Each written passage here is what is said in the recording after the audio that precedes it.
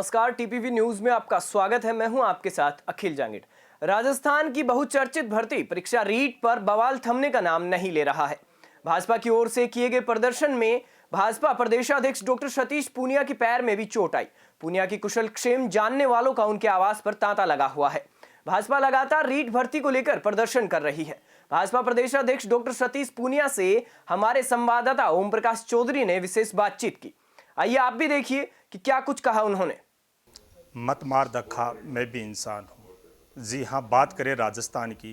राजस्थान में 26 सितंबर 2021 को हुई भर्ती के बाद जहां एक और बेरोजगारों के तो धक्का लगा ही है, वहीं दूसरी ओर बात करें भारतीय जनता पार्टी के द्वारा जो शांतिपूर्वक प्रदर्शन किया जा रहा था, उस शांतिपूर्वक प्रदर्शन के दौरान पुलिसकर्मियों के साथ में और कार्यकर्ताओं के बीच हुई हल्की झड़प में भाजपा प्रदेश अध्यक्ष डॉक्टर सतीश पूनिया जो अपने साथ मौजूद है, उनके पैर में चोट आई है। तभी से एक बात सारगर्भित हो गई है और प्रत्येक युवा आज राजस्थान का जो बेरोजगार है वो एक ही बात दर्शा रहा है कि मत मार धक्का, मैं भी एक इंसान हूं। अपने साथ जुड़े हैं डॉक्टर सतीश पूनिया।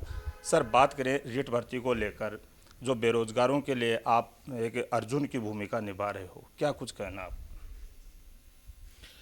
राजस्थान में इतिहास में एक बड़ी धांधली हुई और परीक्षाओं में इस तरीके से संगठित लीक या क्या मैं तो कहूँगा डाका पड़ा, और ये डाका उन हज़ारों लाखों बेरोजगार नौजवानों के ऊपर था, उनके परिवार पर था। ऐसा लगता है कि राजीव गांधी स्टडी सर्किल और पूरी सरकार के सारे सरगना इसमें संलिप्त थे कि जिनके इशारे पर इस तरीके से पेपर लीक हुए और बहुत बड़े पैमाने पर, जिसको तत्कालीन शिक्षा मंत्री ने तो ये कहा कि Guinness book of world records बनेगा, इतनी बड़ी परीक्षा हमने करवाई है। लेकिन इसका उल्टा पक्ष देखेंगे तो ऐसा लगता है कि नकल में कोई रिकॉर्ड बना होगा। हम लोगों की डिमांड थी कि इस पर पूरे तरीके से निरपेक्ष जांच होनी चाहिए। एसओजी ने छोटे लोगों को पकड़ा है। छोटे लोग भी ये कहते हैं कि राजनीतिक संरक्षण में परीक्षा हुई है। ये पता लगे कि ये राजनीतिक संरक्षक कौन थे।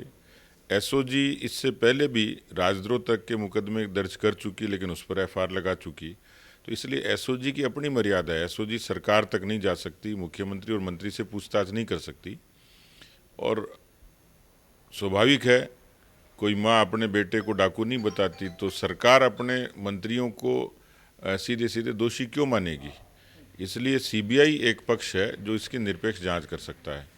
हम लोग सीबीआई की जांच को लेके, ताकि कम से कम उन विद्यार्थियों को ये तो संतुष्टि हो जाए कि उनके खिलाफ जिसने कुछ किया तो उनको दंड मिला है, वो दोषी साबित हुए हैं।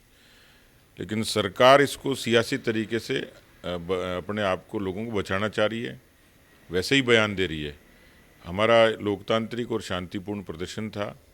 इससे पहले भी जब युवा मोर्चे के लोगों ने 1 फरवरी को जब ये किया था तो 35 लोग घायल हुए थे। बड़ा बर्बरता से लाठीचार्ज किया था। सरकार शायद धक्के से, लाठी से, पानी की बौछारों से आंदोलन को दबाना चाह रही है, लेकिन ये तो अभी शुरुआत है। बेरोजगार हैं, किसान भी कल कर्जा माफ़ी की मांग करेंगे, महिलाएं न्याय के लिए सड़कों पर आएंगी, भ्रष्टाचारी लोगों के खिलाफ नौजवान लामबंद होंगे। तो एक शुरुआत है ये। तो मुझे लगता है कि इन 3 वर्षों में सरकार के जो काम करने का तरीका है, वो खुद ही आमंत्रित कर रहे हैं राजस्थान की जनता को आंदोलन के लिए। बात करें तथाकथित रूप से कुछ विधायकों का और मंत्रियों का भी उस समय बयान था कि रीट जो भर्ती है उसमें किसी प्रकार का पेपर लीक नहीं हुआ है, और अगर पेपर लीक होता है तो हम राजनीति छोड़ देंगे। सत्ताधारी पार्टी के विधायकों और मंत्रियों का ये कहना था। ये तो इतना बड़ा लीक हुआ है, और लीक तभी होता है जब सरकार वीक होती है, और ये साबित हो गया। तो अब तो मुख्यमंत्री को और उसके मंत्रिमंडल को भी अब जगह छोड़ देनी चाहिए, क्योंकि 2 अक्टूबर को डोटासरा जी का बयान था जिसमें उन्होंने कहा था कि किसी तरीके की नकल नहीं हुई, बीजेपी के लोग केवल झूठ बोलते हैं, पाखंड करते हैं, और बहुत अच्छी तरीके से पारदर्शी परीक्षा हुई है। 5 अक्टूबर को मुख्यमंत्री का बयान आता है कि 2-4 सेंटर पर नकल हुई है और परीक्षाएं ठीक से हुई हैं, उन जगह हम लोग परीक्षा दोबारा से करा देंगे। ये मुख्यमंत्री का बयान है।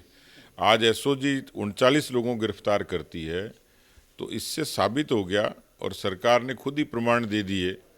जिस तरीके से सदन के भीतर सरकार के लोग आपा खो के गाली गलौज करते हैं, सदन के बाहर सरकार लाठीचार्ज कराती है। तो मुझे लगता है कि नकल हुई है ये भी साबित हो गया, सरकार दमन से दबाना चाह रही है ये भी साबित हो गया। इसलिए नैतिकता तो यही कहती है कि अब उनको निरपेक्ष जांच करवानी चाहिए, सक्षम नहीं है तो उनको गद्दी छोड़ देनी चाहिए। अगर सरकार ये सीबीआई की जांच नहीं करवाती है तो आगे भाजपा की क्या रणनीति रहेगी?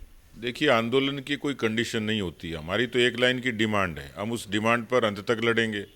सरकार को तय करना कब क्या करती है, लेकिन हम अपनी बात को लोकतांत्रिक तरीके से जनता के बीच में, उन बेरोजगारों के बीच में ले जाएंगे। आंदोलन के बहुत बड़े तरीके हैं, आंदोलन एक दिन में पैदा नहीं होता और एक दिन में ख़त्म नहीं होता। तो हम लोक जागरण का काम चलाएंगे, जनता को कांग्रेस पार्टी की हकीकत दिखाएंगे कि इस तरीके से सरकार ने बेरोजगारों के साथ अन्याय किया। रीट भर्ती को लेकर भारतीय जनता पार्टी सड़क से लेकर संसद तक विरोध प्रदर्शन करती हुई नजर आ रही है। हालांकि ये तो देखने आने वाला समय ही बताएगा कि जो राज्य सरकार है वो इस रीट भर्ती की धांधली को लेकर सीबीआई की जांच करवाती है या यूं ही आने वाले समय में बेरोजगारों के साथ जो मंगलमय और कल्याणकारी कार्य रीट भर्ती जैसी बड़ी भर्तियों को लेकर बेरोजगारों को जो धक्का दे रही है वो होता रहेगा। सहयोगी कैमरा पर्सन अनिल चौधरी के साथ में ओम प्रकाश चौधरी, टीपीवी न्यूज़, जयपुर।